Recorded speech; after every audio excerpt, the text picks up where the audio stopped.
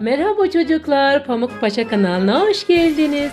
Ben bugün Mustafa Kemal'e Pamuk Paşa'ya bir tane oyun halısı aldım. Çocuklar, bu oyun halımızın içinde 2 tane de arabası var. Bakalım, açalım, daha neleri varmış. Oyun halısını da çıkaralım. 1, 2, 3 ve 4 tane levhası.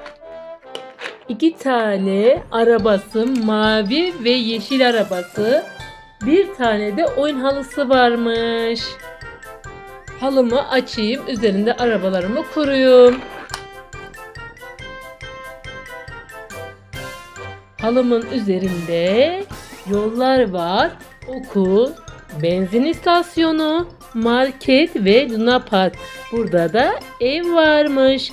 Mavi, turuncu ve sarı arabalar, motor bisikletler, her şey varmış. Şimdi mavi arabamı buraya, yeşil arabamı da buraya koyayım. Levhaları da birini buraya, birini buraya koyalım.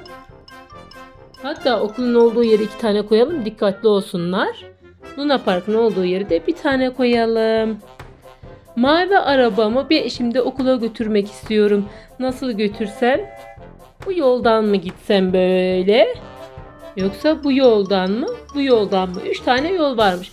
Önce bir benzin istasyonuna gideyim. Benzinimi alayım. Benzinimi aldım. Yavaş bir şekilde okula gidiyorum. Okula geldim. Yeşil arabamı da alayım. Onu da önce bir benzin istasyonuna götüreyim. Benzini dolsun. Onu da markete götürelim.